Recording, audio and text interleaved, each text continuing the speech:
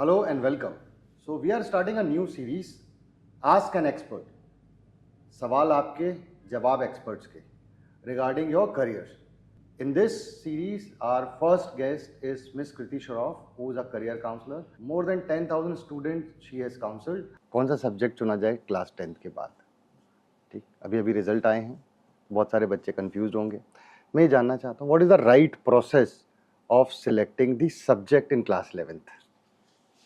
काफ़ी अच्छा सवाल है और काफ़ी इम्पोर्टेंट सवाल है, क्योंकि लार्जली क्लास 10 से पहले तो हमें कोई चुनाव करना ही नहीं था. कुछ नहीं. हमने क्लास 1 में एक स्कूल चुना जो हमें सही समझ में आया और बढ़ते बढ़ते हम क्लास 10 तक पहुंच गए.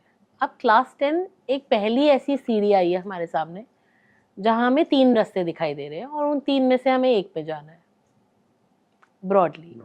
और ये 3 रास्ते आगे चल के शायद 300 या 350 रास्तों के दरवाजे खोल या बंद सकते हैं. 3 कौन से? साइंस, कॉमर्स और humanities. Science, commerce, humanities, right. पर इन 3 रास्तों के कॉम्बिनेशन से हमारे आगे आने वाले 300 350 करियर्स बनेंगे. तो ये चुनाव अपने आप में बहुत इम्पोर्टेंट चुनाव हो जाता है. अक्सर जो थॉट प्रोसेस पेरेंट्स और बच्चों का होता है वो ये होता है कि जो मैंने अनुभव किया है कि 10 तक बच्चा किन सब्जेक्ट्स में अच्छा कर रहा है, जो सब्जेक्ट्स में अच्छा कर रहा है उन सब्जेक्ट्स को आगे ले जाइए. और कुछ सब्जेक्ट्स कॉमर्स के और ह्यूमैनिटीज़ के तो हमने पढ़े ही नहीं होते, तो अगर साइंस अच्छा नहीं कर पा रहा है तो कॉमर्स दिला दो. और ह्यूमैनिटीज़ तक तो सोच पहुंचती बहुत आखिरी में है. अनफॉर्चुनेटली अगर कुछ नहीं हो पा रहा तो चलो ह्यूमैनिटीज़ करा दो, या बच्चा अगर रटने में चैंपियन है, समझ में नहीं आ रहा है तो चलो ह्यूमैनिटीज़ करा दो.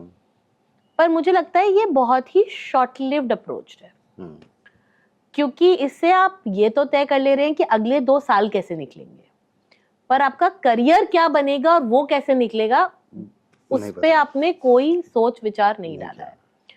सो a long term and a better approach is to first establish कि आपको करियर में क्या करना है.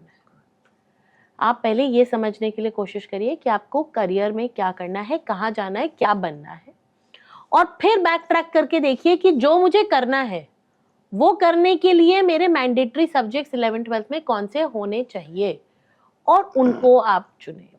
ऐसा अक्सर हमने देखा है कि ज़रूरी नहीं है कि अगर आपको बायोलॉजी पसंद है तो आपको डॉक्टर बनना भी पसंद आएगा या आप बन पाएंगे. ऐसा ज़रूरी नहीं है कि अगर आपको फिजिक्स केमिस्ट्री मैथ्स पसंद है तो हर फिजिक्स केमिस्ट्री मैथ्स पढ़ने वाला बच्चा इंजीनियर ही बनना चाहेगा, बन पाएगा या बन के रहना चाहेगा जिंदगी भर. तो इस सब्जेक्ट बेस्ड अप्रोच का करियर या सब्जेक्ट सिलेक्शन से रिलेशन बिठाना सही ऑप्शन नहीं है. और कितनी बार ऐसा भी हमने इसमें देखा है कि बच्चा बोलता है मुझे ये करना है पर ये सब्जेक्ट मेरा वीक है, अब मैं क्या करूं. करेक्ट. तो वहां पे ये भी समझना जरूरी है कि सब्जेक्ट वीक या सब्जेक्ट स्ट्रॉन्ग कितनी बार बच्चे की वजह से नहीं, टीचर एंड स्टूडेंट रिलेशनशिप के ऊपर डिपेंड करता है. अगर 1 साल टीचर और स्टूडेंट की रिलेशनशिप अच्छी बैठ गई तो वो सब्जेक्ट अचानक वीक सब्जेक्ट से स्ट्रॉन्ग सब्जेक्ट हो जाता है, और वो इक्वेशन नहीं बैठ पाई उनकी तो वो सब्जेक्ट वीक सब्जेक्ट हो गया.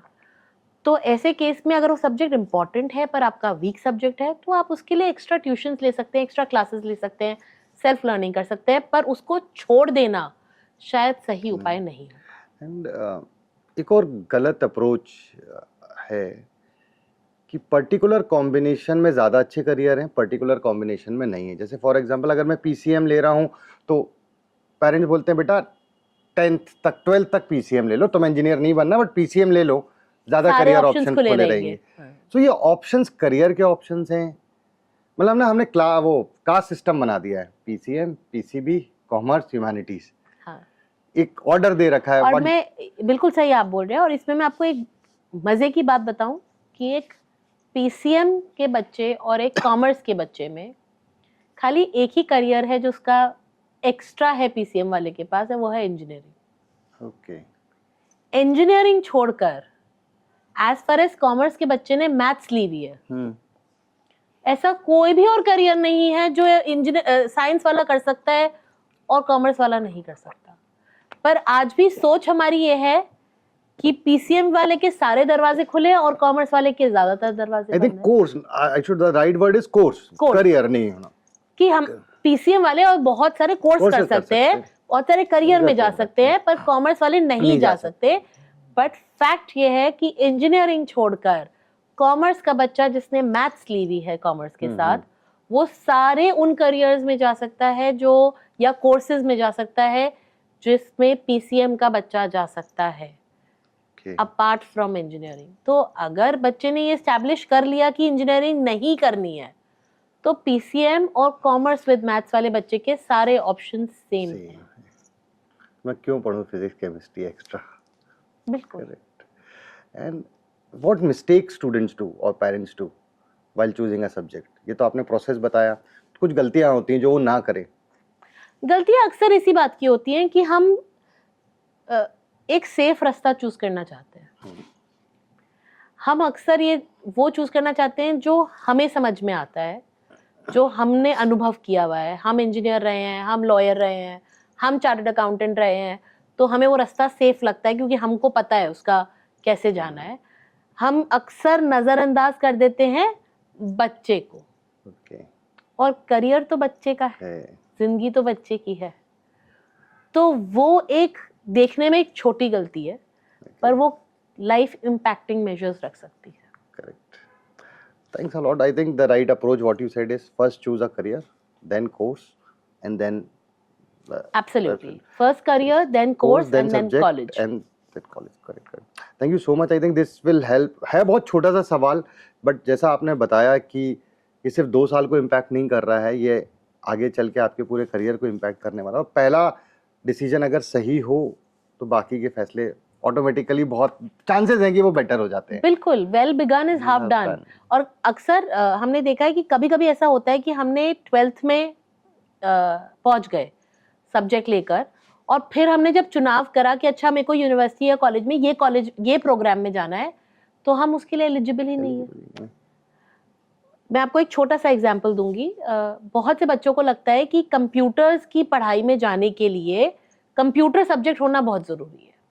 मैथ्स नहीं भी हो तो चलेगा, कुछ और नहीं भी हो तो चलेगा। फैक्ट ये है कि आपको अगर कंप्यूटर्स में करियर बनाना है तो आपके पास कंप्यूटर्स हो या नहीं हो, इस बात से कोई रिलेशन ही नहीं है। आपके पास मैथ्स होना कंपल्सरी है 11th-12th में। अगर या तो आपके पास पीसीएम हो तो आप कंप्यूटर इंजीनियरिंग की तरफ जा सकते हैं, पर अगर आपके पास पीसीएम नहीं है, आपने साइंस नहीं ली, और एज अ कॉमर्स स्टूडेंट या as a humanity student also, if you want to study computers, अगर आपके पास मैथ्स है तो आप कंप्यूटर्स परस्यू कर सकते हैं। तो इस बात की समझ डेवलप तभी हो सकती है जब अपने अपने कोर्स का चुनाव पहले कर उसकी एलिजिबिलिटी को स्टडी कर लिया है, वरना आप गलत सब्जेक्ट कॉम्बिनेशंस में फंस सकते हैं। So right students, please follow this approach of selecting a subject in class 11th. This will help you a lot. Thanks a lot.